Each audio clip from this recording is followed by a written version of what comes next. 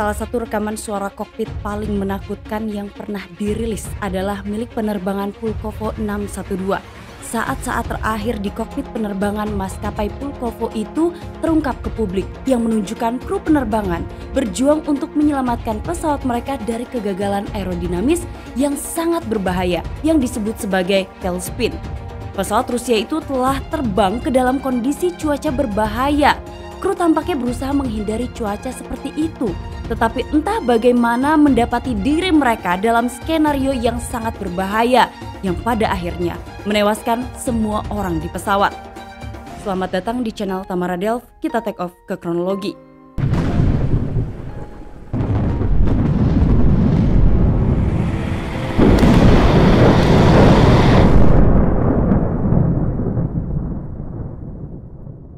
Selama berbulan-bulan musim panas, kota Anapa di Rusia yang terletak di Laut Hitam menjadi tujuan wisata populer, terutama bagi orang Rusia lainnya yang berbondong-bondong ke wilayah tersebut. Suhu di Anapa bisa melonjak hingga di atas 30 derajat Celcius, menyaingi tujuan wisata di Mediterania. Bandara Anapa hanyalah salah satu dari banyak tujuan domestik yang dilayani oleh maskapai penerbangan Pulkovo yang berbasis di Saint Petersburg. Pulkovo Federal State Unified Aviation Service Company sendiri adalah sebuah maskapai penerbangan yang berkantor pusat di Saint Petersburg. Maskapai ini merupakan maskapai penerbangan terbesar ketiga di Rusia, didirikan pada tanggal 24 Juni 1932 dan resmi berhenti beroperasi pada tahun 2006. Hari Selasa tanggal 22 Agustus 2006, maskapai Pulkovo mengoperasikan sebuah Tupolev Tu-154. Pesawat tersebut adalah salah satu pesawat paling populer yang pernah dikembangkan di Uni Soviet. Desain 3 mesin dari pesawat itu sangat mengingatkan kita pada Boeing 727. Pesawat tersebut diproduksi pada tahun 1992 dan telah beroperasi selama sekitar 25 jam terbang. Pesawat itu pertama kali terbang untuk Tiongkok hingga Pulkovo Aviation mengakuisisinya pada tahun 2001.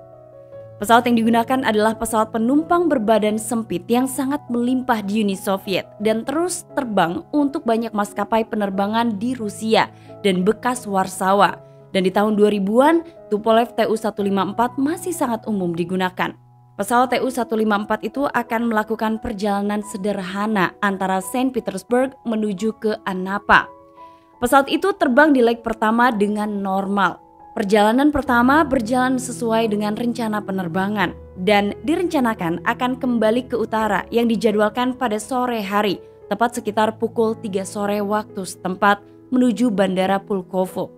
Penerbangan 612 meninggalkan Anapa untuk perjalanan pulang dan pesawat akan terbang di atas Ukraina Timur yang memiliki cuaca mengerikan dengan 10 kru dan 160 penumpang. Sekitar setengah jam pertama penerbangan 612, pesawat mulai naik ke ketinggian 10.700 meter atau sekitar 35.100 kaki. Pilot penerbangan 612 memang memiliki informasi yang diperlukan tentang perkiraan cuaca yang mengindikasi kemungkinan terjadinya badai petir di sepanjang jalur penerbangan mereka. Meskipun kontrol lalu lintas udara tidak memberitahu mereka tentang bahaya dalam penerbangannya. Setelah mengamati ada badai besar di hadapan penerbangan 612, Kapten menyarankan untuk menyimpang menghindari badai. Situasi ini bukanlah hal yang tidak biasa karena pilot seringkali ingin menghindari cuaca badai karena alasan yang jelas, yaitu keselamatan dan kenyamanan penumpang. Penerbangan 612 menyimpang sekitar 20 km dari rencana penerbangan mereka. Setelah itu, Kapten kemudian menyarankan pendakian untuk terbang melewati badai. Yang tidak diketahui oleh kru penerbangan adalah bahwa badai ini sebenarnya menjulang jauh lebih tinggi dari biasanya. Catatan menunjukkan bahwa badai tersebut memiliki langit-langit yang mencapai ketinggian sekitar 49.000 kaki, jauh dari kemampuan terbang pada pesawat komersial pada umumnya. Pilot tanpa mengetahui informasi penting ini memulai pendakiannya. Sekitar pukul 15.33, Kapten mengatakan untuk sementara naik ke ketinggian 40.000 kaki atau ketinggian berapapun karena ini akan benar-benar sangat kacau. Saat itu, Kapten memulai dengan izin naik ke ketinggian 39.000 kaki karena turbulensi yang kuat. Lalu kemudian mereka diberikan izin oleh ATC untuk naik ke ketinggian 39.000 kaki. Kapten saat itu mengatakan kita akan pergi menjauh sebisa mungkin. First officer menimpali dengan mengatakan badai ada di bawah kita. Di dalam rekaman CVR, Kapten diketahui berkata badai telah membuat pesawat ini berguncang hingga pesawat itu terpaksa berada di ketinggian 38.000 kaki. Kapten sempat mengarahkan pesawat itu ke kiri untuk terus menghindari badai. Peringatan altimeter berbunyi. Kapten menginisialisasi pendakian ke ketinggian yang lebih tinggi. Pada saat itu mereka berusaha lagi untuk naik ke ketinggian 39.000 kaki. Penerbangan 612 telah memasuki area yang mengalami turbulensi parah dan Kapten merasakan hujan es saat mereka mulai mendekati badai tersebut. Entah bagaimana kondisi penumpang, yang jelas di sore yang gelap itu mereka akan merasakan turbulensi yang sangat kencang. Komentar dari para pilot akan menunjukkan bahwa situasi itu mungkin merupakan pengalaman yang sangat tidak nyaman bagi penumpang. Hal tersebut bisa sangat menakutkan bagi para penumpang, mengingat turbulensi di masa lalu telah menjadi penyebab kecelakaan udara berbeda dengan saat ini. Kapten terus berkata kasar dalam penerbangan itu. Ia cemas dan ia juga khawatir. Ia bertanya kepada navigator Igor apakah pesawat bisa menjauh dari badai, tapi navigator tidak tahu. Ia tidak bisa memberikan jawaban yang pasti. Pilot training bernama Andrei diminta menghubungi menara kontrol dan mengatakan bahwa 612 sedang berada di ketinggian 39.000 kaki dan saat itu peringatan stall mulai terdengar. Beberapa saat setelahnya, pilot training telah terbang dalam pengaturan manual dengan ketinggian meningkat dan kecepatan yang sangat tinggi.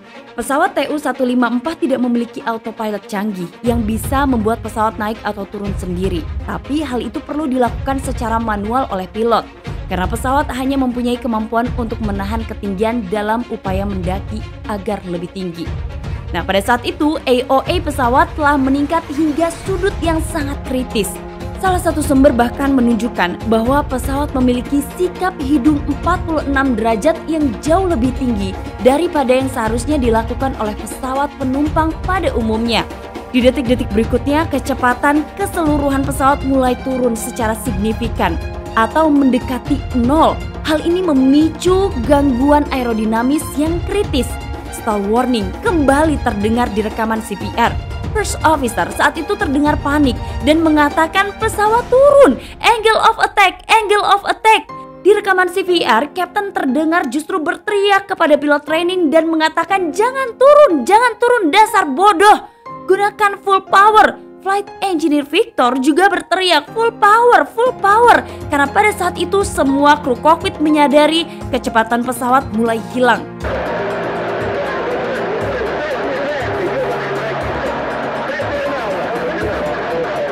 Di dalam kokpit, seiring berjalannya waktu, stres meningkat dan akhirnya kru sangat tertekan oleh situasi tersebut.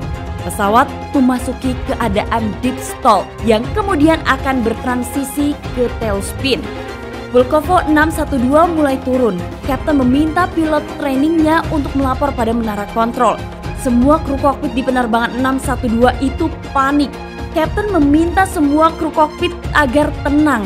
Tapi ia tidak berhenti berteriak. Ia terus meneriaki pilot training untuk tetap menjaga pesawatnya agar stabil.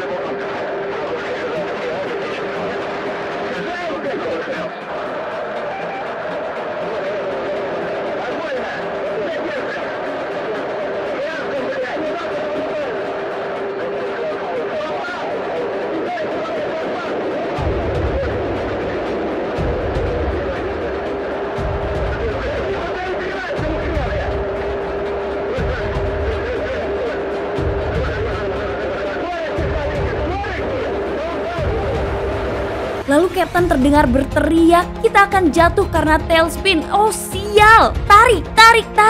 Namun pada saat itu ia juga tetap tidak bisa mengendalikan laju penerbangan. Kapten lagi-lagi berteriak agar pilot training dan first officer melihat kompas. Saat itu ternyata penerbangan 612 telah menyimpang 245 derajat dari jalur penerbangan yang seharusnya. Namun pada saat navigator Igor menyampaikan kepada Kapten bahwa pesawat telah menyimpang, justru Kapten mengatakan, apa yang menyimpang? Apakah semuanya telah gagal di dalam penerbangan ini? Suasana kepanikan terus meningkat di ruang kokpit. 5 kru kokpit itu terus berjuang mati-matian. Mereka tidak tahu apa yang terjadi. Yang jelas pesawat itu mulai tidak bisa dikendalikan. Kapten kesulitan mencari solusi. Ia sempat bertanya pada first officer-nya, apa yang harus kita lakukan? Dan first officer saat itu terdengar berteriak dan mengatakan, kita sedang berputar, kita harus pergi ke arah kiri. Namun pesawat terus turun, mereka harus mendaki. Kapten pada saat itu meyakini bahwa pesawat harus terus mendaki, sementara ternyata pesawat itu dalam posisi terus turun.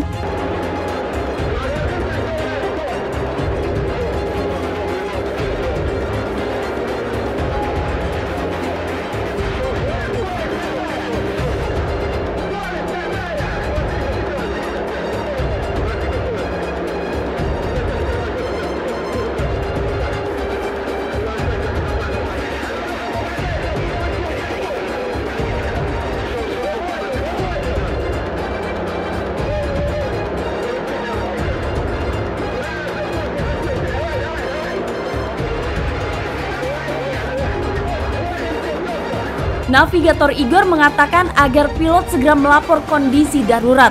Peringatan stall masih terdengar di ruang kokpit. Pilot sepertinya mulai menyadari betapa mengerikannya situasi yang mereka hadapi. Saat itu First Officer dan Flight Engineer mendeklarasikan Mayday, Mayday, Mayday. Kami dalam keadaan darurat. Ketika itu Tupolev 154 terus turun tanpa bisa dikendalikan oleh pilot. Meskipun Kapten terus berteriak kepada pilot training untuk membantunya membawa pesawat itu berputar ke kanan.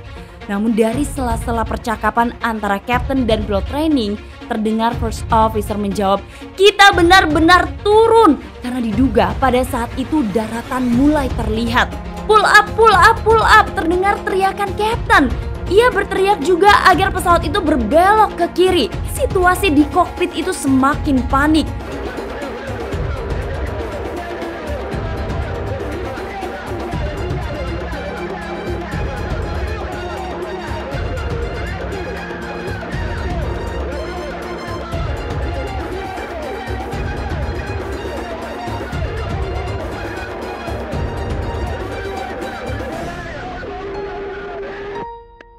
Penerbangan 612 terus jatuh dengan sangat cepat. Teriakan-teriakan ketakutan terekam di CVR pesawat itu. Hingga tidak satupun upaya dari 5 kru kokpit yang berhasil membawa pesawat itu kembali mendaki. Pada akhirnya, penerbangan 612 jatuh di Ukraina Timur, 28 mil barat laut dari Donetsk. Pesawat jatuh dengan posisi vertikal dan saat itu dengan kecepatan dahsyat yang mengakibatkan benturan keras dan ledakan besar terjadi. Ledakan itu segera disusul dengan kepulan asap hitam yang membumbung tinggi ke langit. Tidak ada lagi yang bisa selamat dari bencana penerbangan 612. Maka 170 orang di dalam pesawat itu dinyatakan meninggal dunia. Kecelakaan itu disaksikan oleh seorang petani setempat dan pasangan muda yang mencari tempat berteduh dari hujan. Mereka mengatakan kepada wartawan bahwa mereka melihat pesawat jatuh dari langit dan terbakar saat menghantam tanah. Mereka dapat melihat orang-orang di sejumlah kursi terlempar keluar dari pesawat saat terjadinya benturan. Tetapi tidak ada yang menunjukkan tanda-tanda kehidupan. Bahkan detik-detik ketika penerbangan 612 itu jatuh direkam oleh seorang remaja. Sekitar 260 personil penyelamat tiba di lokasi kejadian yang diblokir oleh pihak berwenang. Puing-puing dan jenazah tersebar sejauh 400 meter.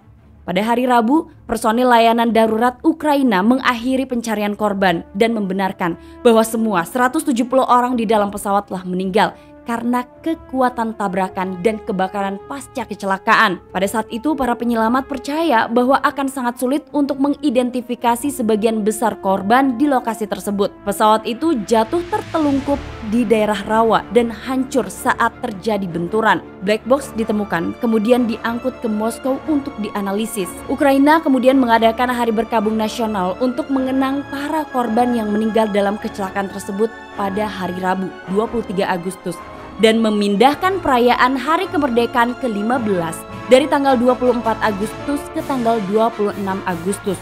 Rusia mengadakan Hari Berkabung Nasional pada hari Kamis 24 Agustus 2006. Setelah melakukan penyelidikan panjang, laporan akhir dari Biro Investigasi menyimpulkan bahwa penyebab kecelakaan itu adalah pesawat yang diterbangkan dalam mode penerbangan manual dengan EOE yang berlebihan yang menyebabkan stall dengan transisi berikutnya ke tailspin dan tabrakan dengan tanah pada kecepatan vertikal yang sangat tinggi. Manual penerbangan dan program pelatihan kru tidak memberikan instruksi tentang kontrol pitch manual dan trim pitch selama penerbangan ketinggian yang sangat tinggi. Kurangnya simulator yang sesuai berkontribusi pada kekurangan kemampuan kru. Biro Investigasi juga mengeluarkan rekomendasi keselamatan penerbangan yang menyarankan agar pilot menghindari untuk memasuki badai petir. Dan pilot harus mengikuti semua batasan ketinggian maksimum berdasarkan beban pesawat dan suhu udara di luar. Dan untuk meningkatkan pelatihan pilot saat bekerja dalam situasi semacam itu. Satu lagi informasi dari channel Tamara Delvi yang membahas mengenai dunia penerbangan sudah aku sampaikan sama kalian. Semoga selalu bermanfaat dan juga menambah pengetahuan kita tentang dunia penerbangan. Terima kasih, sampai ketemu lagi di episode selanjutnya. Assalamualaikum warahmatullahi wabarakatuh.